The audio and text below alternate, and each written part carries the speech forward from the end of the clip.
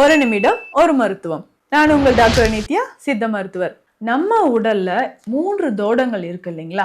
3 தோடங்களையும் அடிப்படையாக வச்சு வரக்கூடியது தான் இந்த நாடி.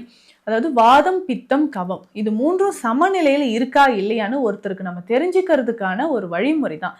சித்தர்கள் நமக்கு சொன்ன ஒரு முக்கியமான வழிமுறை தான் இந்த நாடி பரிசோதனை அப்படின்னு சொல்றது. ஸோ இதன் மூலம் தான் நம்ம கிளினிக்ல ஸ்பெஷலாக நம்ம ட்ரீட்மெண்ட் கொடுத்துட்ருக்குறோம். ஸோ ஒவ்வொருத்தருக்குமே அந்த 3 தோடங்களில் என்ன மாற்றம் தெரியுது அப்படின்றத நம்ம தெரிஞ்சுக்கிறோம்.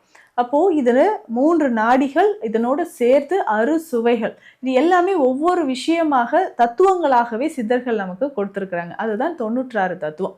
ஸோ இது எல்லாமே அடிப்படையாக வச்சு ஒவ்வொருத்தருக்கும் ஏற்ற மருந்து நிலைகள். வாத நோயாளிகளுக்கு இதெல்லாம் சாப்பிடலாம், சாப்பிடக்கூடாது, அதற்கான மருந்துகள். பித்தத்திற்கும் அப்படிதான், கபத்திற்கும் அப்படிதான்.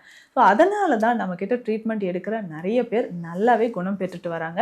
ஸோ உங்களுக்கும் எந்த மாதிரியான உடல் வாகு அப்படின்னு தெரிஞ்சு நீங்கள் உணவு முறைகளும் மூலிகைகளும் பயன்படுத்திட்டு வாங்க. உடல் ஆரோக்கியமாக இருக்கும். இந்த மாதிரி பயனுள்ள மருத்துவ தகவல்களுக்கு நம்ம பேஜை ஃபாலோ பண்ணுங்க.